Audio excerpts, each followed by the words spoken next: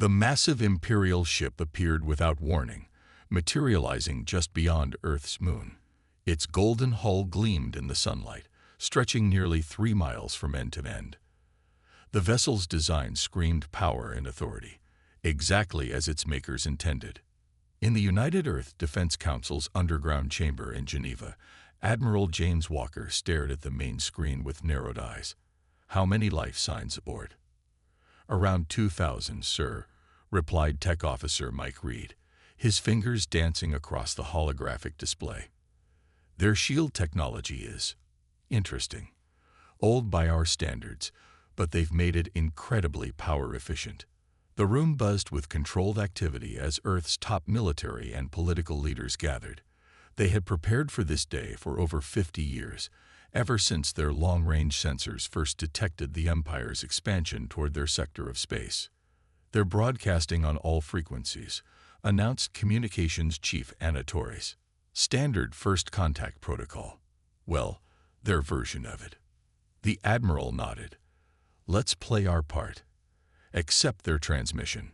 The main screen lit up with the image of an Imperial diplomat. The alien looked almost human, except for the slight purple tint to their skin and the ceremonial ridges adorning their forehead. Behind them stood several military officers in ornate uniforms.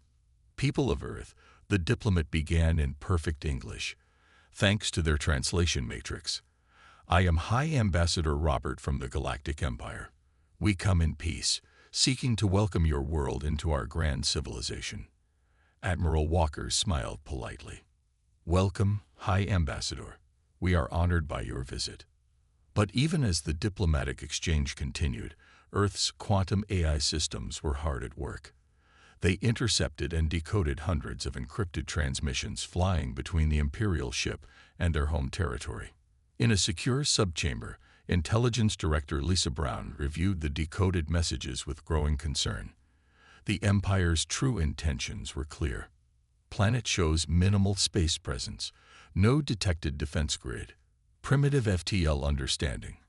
Recommend immediate resource acquisition.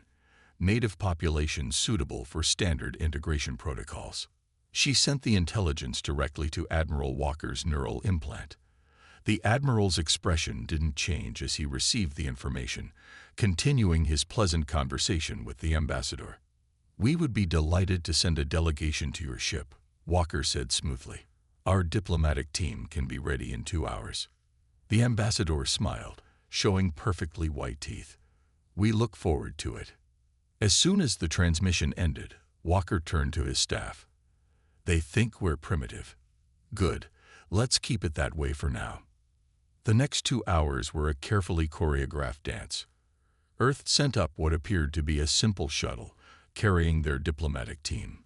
The Empire's scans showed exactly what Earth wanted them to see: basic propulsion technology, minimal shielding, no weapons. They didn't detect the quantum core hidden within the shuttle structure. They didn't notice the advanced sensor suite mapping every inch of their ship. And they certainly didn't spot the nanoprobes that infiltrated their computer systems the moment the shuttle docked. Inside the Imperial vessel, Earth's diplomats played their roles perfectly. They acted suitably impressed by the Empire's technology. They asked appropriately naive questions about space travel, all while their neural implants collected and transmitted data back to Earth.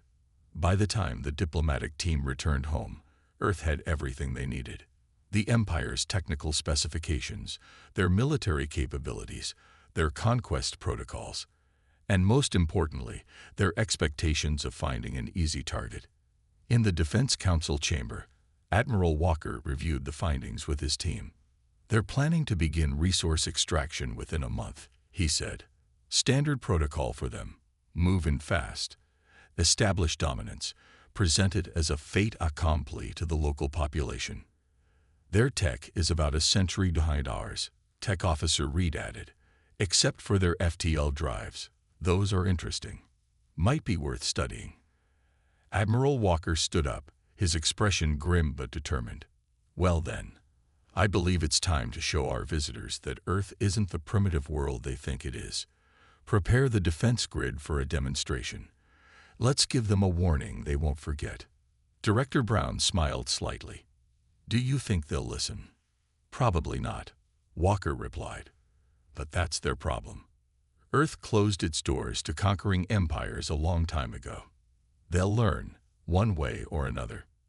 As if to emphasize his words, the massive Imperial ship hung in space above them, golden and proud, completely unaware that its destiny was about to change forever. The Imperial ship's commander, High Captain Davis, laughed as he read the message from Earth.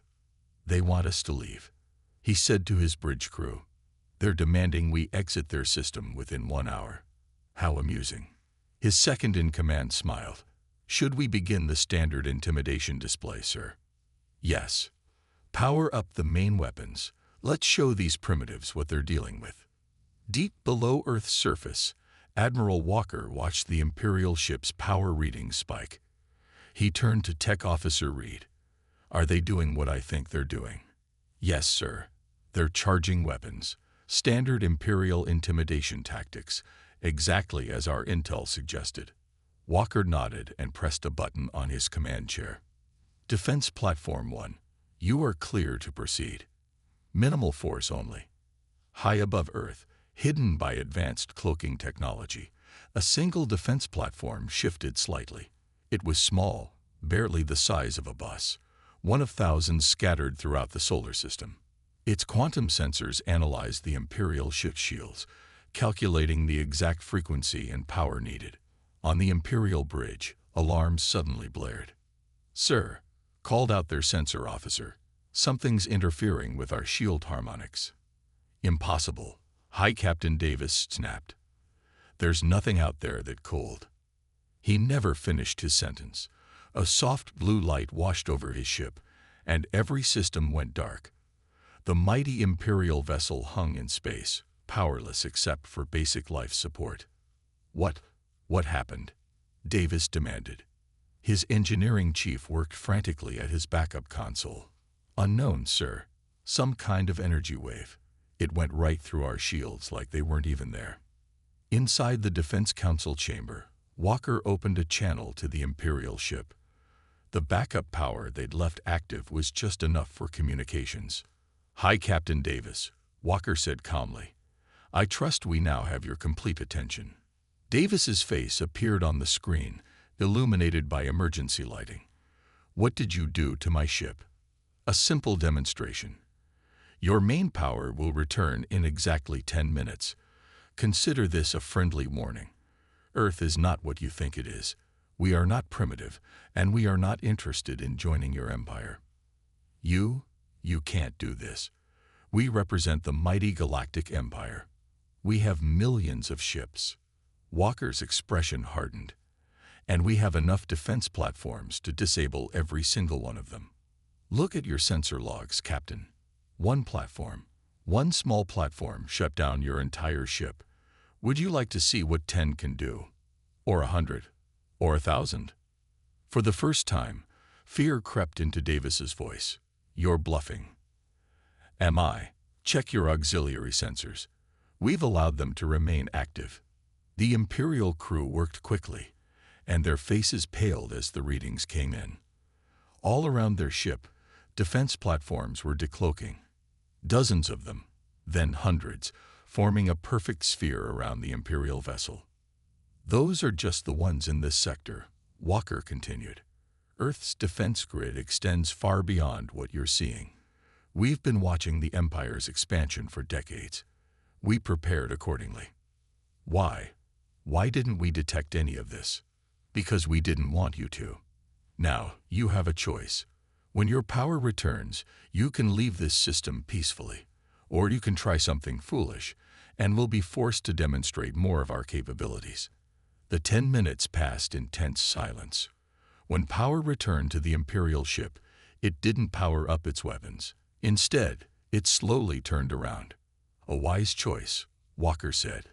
Please inform your superiors. Earth is a restricted zone. No Imperial ships, no spies, no probes. Any violation of our space will be met with immediate response. As the Imperial ship limped away, Director Brown turned to Walker. They'll be back, you know. The Empire won't take this humiliation lightly. Of course they won't, Walker replied. But next time, they'll come prepared, or so they'll think, and we'll be ready to show them that today's demonstration was just a tiny fraction of what Earth can do.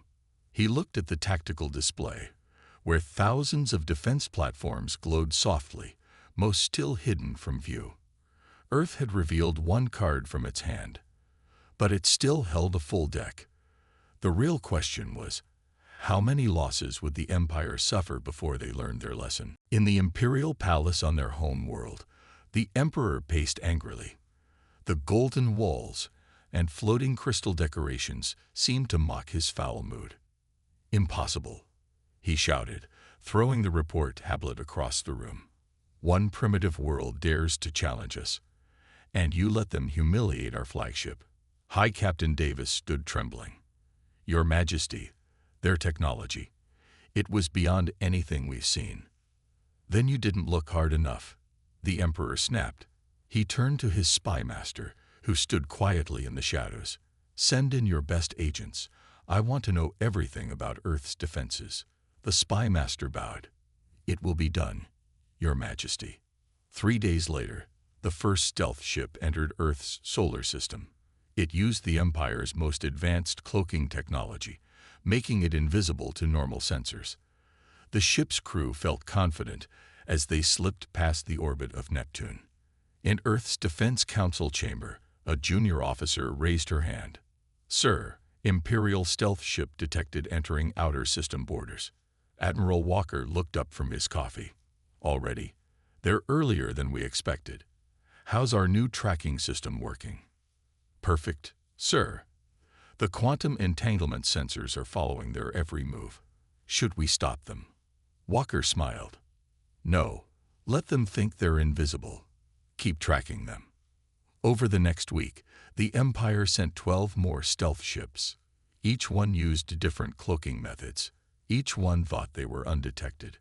Earth's defense systems tracked every single one. The spy ships scattered across the solar system, hiding behind moons and asteroids. They scanned Earth's defenses, trying to understand the technology that had so easily defeated their flagship. In a secret Imperial base, the spy master reviewed their findings. "This makes no sense," he muttered. "According to our scans, Earth barely has any defenses at all. Just a few primitive satellites and some basic space stations." His assistant nodded. "All 13 ships report the same thing. No sign of the defense platforms that disabled our flagship. Could they have moved them?" "Impossible. A grid that large would leave traces." "There's nothing there." The spy master frowned. "Send in the infiltration teams." The next day, 3 Imperial commando ships landed secretly on Earth's moon. Their mission was simple: establish a hidden base and gather intelligence directly. They had barely finished setting up their equipment when there was a knock on their airlock. The Imperial commandos froze. They were on the dark side of the moon, in a hidden crater, under their best cloaking field. The knocking came again. The team leader opened a camera feed and his jaw dropped. Outside their airlock stood 2 humans in sleek spacesuits. One was holding a sign that read, "We can see you." Before the commandos could react, their entire base shut down. A voice came through their emergency radio. "Welcome to Earth's defense zone. You have entered restricted space without permission. Please remain calm. A transport ship will arrive shortly to escort you home." In the Defense Council chamber, Director Brown watched the scene with amusement. "How long do you think it'll take the Empire to realize we can see through all their cloaking technology?" "They're still thinking in terms of standard sensors," Walker replied. "They don't understand that we're using quantum entanglement to track everything in our space. Their stealth tech might as well be a bright neon sign to our systems."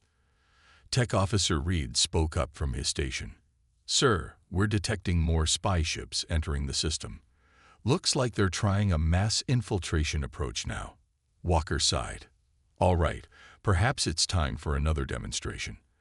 Activate the outer defense ring. Let's give them something interesting to report back to their Emperor."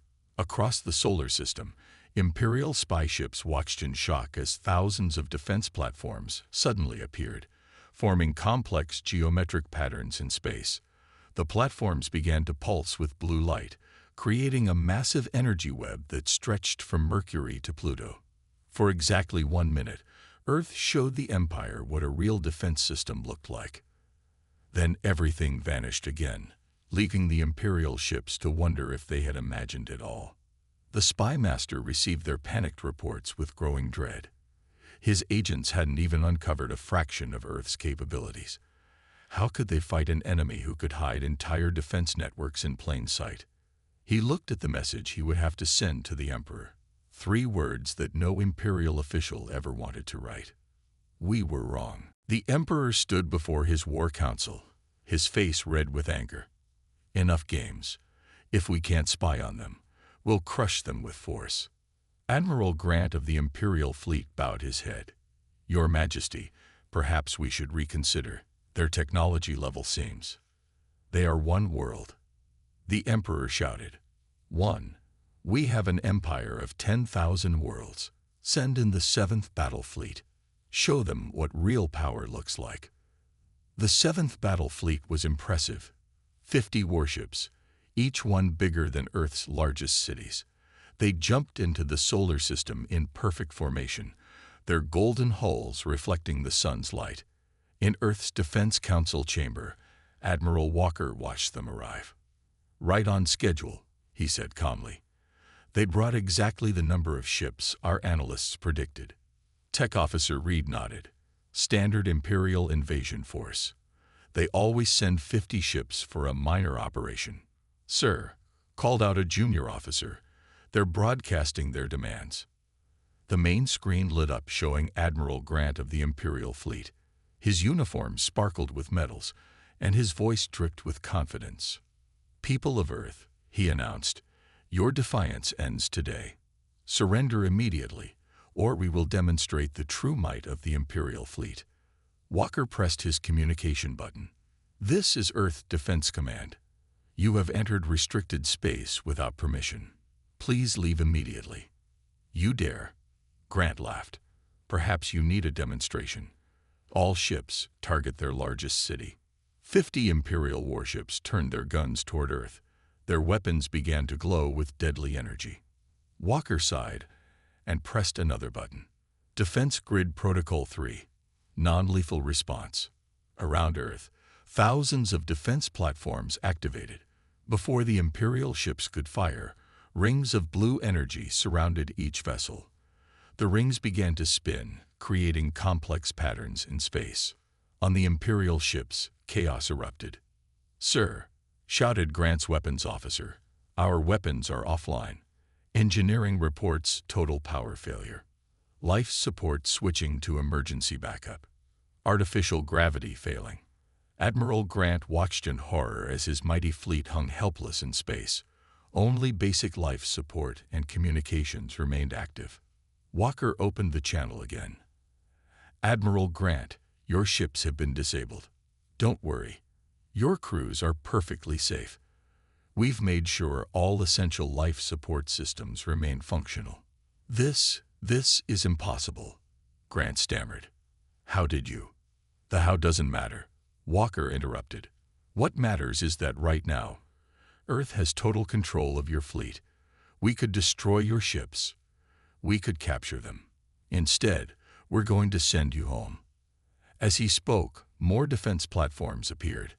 They created a massive energy corridor leading out of the solar system.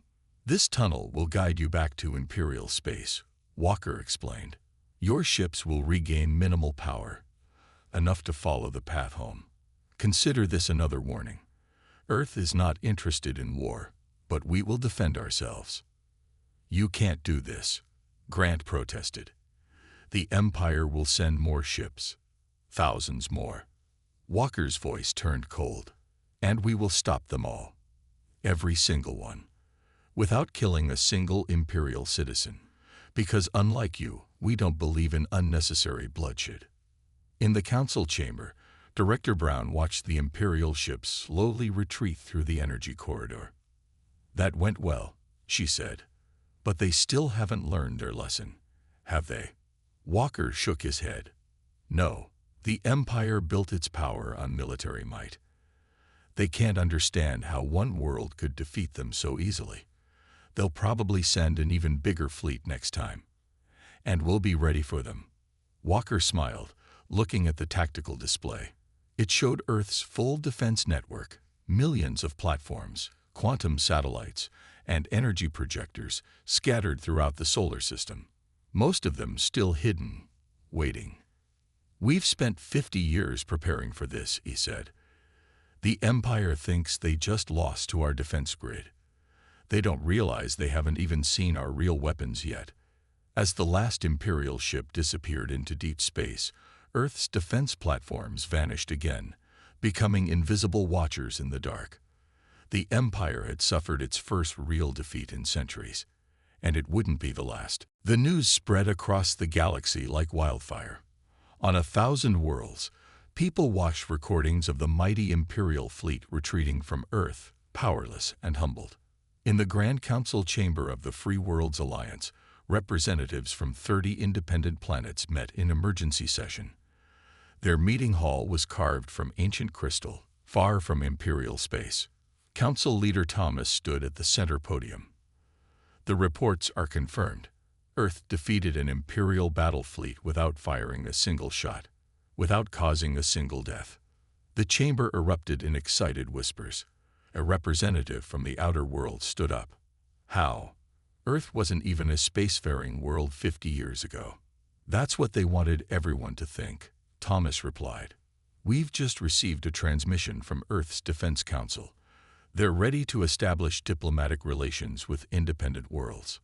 The main screen lit up, showing Admiral Walker and his team. The Earth delegation looked calm and professional, nothing like the primitive people the Empire had described. Greetings, Free Worlds Council, Walker said. We apologize for our long silence. Earth has been watching galactic politics for many years. We needed to stay hidden while we prepared our defenses. Prepared? Thomas asked. For how long?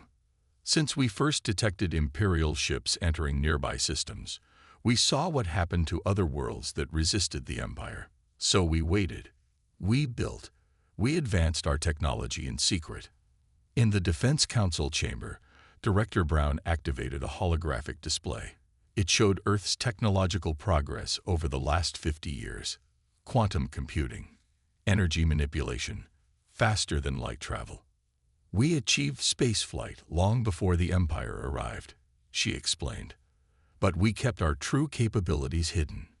The Empire sees what it expects to see, a primitive world, easy to conquer. The Free World's representatives watched in amazement as Earth revealed more of its technology. Not weapons of war, but tools of defense and protection. We're not interested in conquest, Walker continued. Earth wants peace, but we won't submit to Imperial rule. And we're willing to help other worlds protect their independence. Thomas leaned forward. Help. You would share your technology. Some of it, yes. Defensive systems mainly. Ways to protect your worlds without bloodshed. The chamber burst into excited discussion. For decades, smaller worlds had lived in fear of the Empire. Now finally, there was hope. Meanwhile, on other worlds, the Empire's grip was already weakening. On the mining planet of New Hope, Imperial tax collectors found their ships gently but firmly turned away by defense platforms of Earth's design. The trading world of Haven reported that Imperial protection ships could no longer enter their space. Their new defense grid, a gift from Earth, kept them safely independent. Back in the Defense Council chamber, Tech Officer Reed showed Walker the latest reports. 17 worlds have already requested diplomatic relations, Reed said. All of them want to learn how to defend themselves without fighting. Walker nodded. And the Empire's response? They're angry, but confused. Their entire strategy is based on military power. They don't know how to handle an enemy that simply says no. Director Brown smiled. An enemy that turns away their ships like misbehaving children. That must hurt their pride. Pride can be dangerous, Walker warned. The Empire won't accept this situation for long. They'll try something desperate soon. Let them try, Brown replied. Earth's defense grid grows stronger every day. And now we have allies. Peaceful worlds who want to learn our ways. Outside the chamber, the sun set over a peaceful Earth. In orbit, invisible defense platforms kept their eternal watch. The Empire had wanted to find a primitive world, easy to conquer. Instead, they had awakened the sleeping giant. And the giant was teaching others how to stand up for themselves. The age of imperial expansion was ending. The age of peaceful resistance had begun. The Emperor stood before his full war council, his face twisted with rage. Around him, the highest military leaders of 10,000 worlds waited nervously. Enough, he shouted. I will not let one world destroy everything we've built. Launch the main battle fleet. All of it. High Admiral Peter, commander of the entire Imperial military, stepped forward. Your Majesty, that would be 3,000 warships. We've never committed such a force to one target. Then they can't possibly defend against it. Launch the fleet. In Earth's Defense Council chamber, the sensors lit up like a Christmas tree. Multiple FTL signatures detected. Tech Officer Reed announced. Many multiple signatures. Sir, they're launching everything they have. Admiral Walker stood calmly. How many ships? 3,000 and counting. Capital ships, destroyers, carriers. They're throwing their entire fleet at us. Director Brown whistled softly. Well, they finally decided to take us seriously. Walker pressed his command console. Initiate Defense Protocol Omega. Alert all allied worlds. And activate the containment grid. Deep in space, Earth's defense platforms began to move. Not thousands this time, but millions. They formed complex geometric patterns, creating a massive web around the solar system. The Imperial fleet arrived in waves of golden light. Ship after ship appeared, filling space with the largest armada ever assembled. Their weapons powered up immediately, ready to reduce Earth to ash. High Admiral Peter stood on his command bridge, smiling. Finally, we'll show these upstarts real power. All ships target their defense platforms and... He stopped. Something was wrong. Very wrong. Sir, his navigation officer called out. FTL drives are not responding. What? No ship can engage faster than light travel. We're trapped in normal space. Around the massive fleet, Earth's defense platforms glowed with blue light. Energy fields connected them, forming a massive cage that trapped the Imperial ships. Walker's voice came through on all channels. Imperial fleet, this is Earth Defense Command. Your faster-than-light capabilities have been temporarily disabled. Please don't do anything foolish. Fire all weapons, Peter commanded. Full power. 3,000 ships fired at once. Energy beams, plasma torpedoes, and graviton missiles launched toward Earth. None of them reached their target. The defense platforms pulsed once, and every weapon disappeared into small quantum gateways, reappearing in deep space where they harmlessly exploded. Impossible, Peter shouted. No defense system can. You still don't understand, Walker interrupted. We've spent 50 years studying quantum mechanics, space-time manipulation, and energy fields. Your weapons are based on technology we mastered decades ago. As he spoke, more defense platforms appeared. They created a complex network of quantum fields, completely surrounding the Imperial fleet. Right now, Walker continued, your ships are contained in a quantum bubble. You can't escape. You can't fight. You can only listen. In the Defense Council chamber, Director Brown watched the tactical display. Should we show them the rest of our capabilities? Walker nodded. They need to understand. The defense platforms began a complex dance. Quantum fields shifted and changed. For a brief moment, the Imperial fleet found themselves looking at another dimension, where strange energies flowed like water. Then they were back in normal space, But every officer on every ship knew the truth. Earth wasn't just more advanced. Earth was playing in an entirely different league. "This is your final warning," Walker announced. "Earth's space is forbidden to the Empire. Any further aggression will be met with total defensive response. We don't want to hurt you, but we will not allow you to threaten us or our allies." High Admiral Peters stared at his useless weapons controls. 3,000 ships, the pride of the Empire, stopped without a single shot fired. What are your terms?" he asked quietly. "Simple. Leave, never return, and recognize the independence of any world that chooses freedom from the Empire." As the Imperial fleet retreated in shame, Walker looked at his team. "They'll remember this day. The day they learned that bigger isn't always better. And the day the Empire learned to fear empty space," Brown added, "because they never know where our platforms are hiding." The quantum containment field dissolved, leaving no trace it had ever existed. The Empire's mighty fleet limped home, having learned a lesson they would never forget. Sometimes, the most powerful force in the universe is the word no. 1 month after the Empire's failed attack, representatives from 500 worlds gathered in Earth's new space station.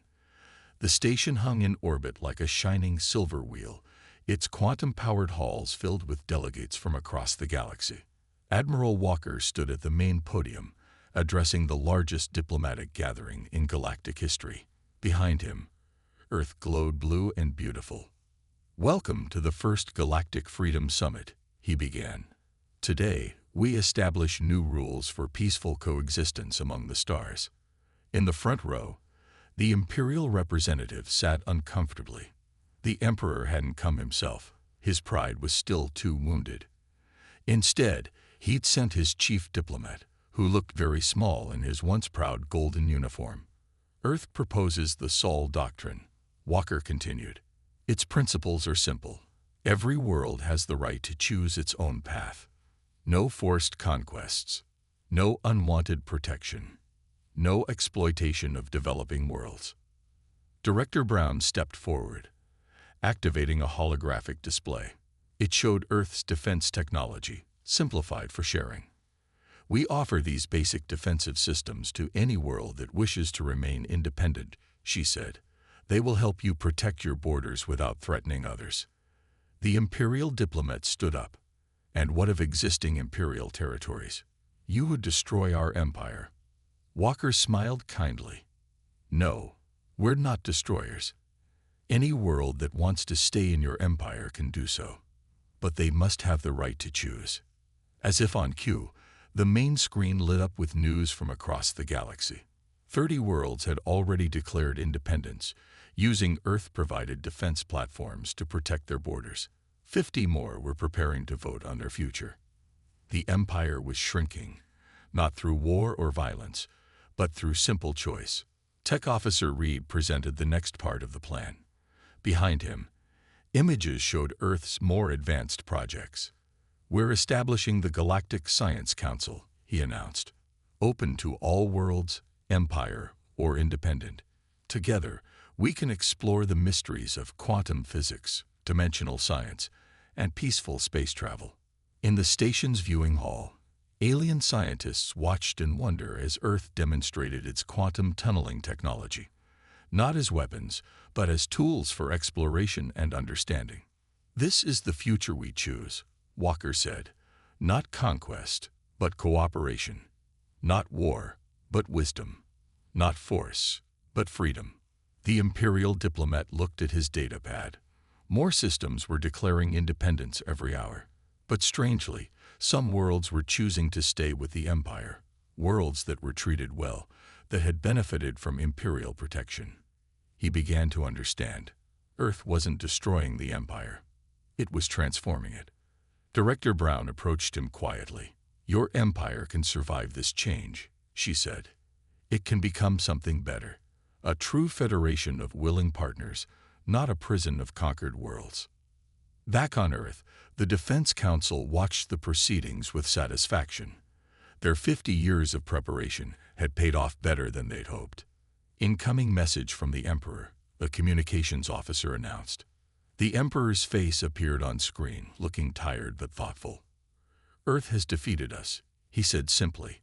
"Not through war, but through something far more powerful, the promise of freedom without bloodshed." Walker nodded. "Will the Empire accept the Sol Doctrine?" "We will. We have no choice. But perhaps this is the change we needed. Our empire had become a monster. Maybe now it can become something worthy of pride again." As the conference continued, more changes swept the galaxy. Trade routes reopened, but now protected by joint defense platforms. Scientific knowledge flowed freely between worlds. The age of conquest was ending. In Earth's Defense Council chamber, Walker looked at his team. "Think they'll ever try to attack us again?" Brown laughed.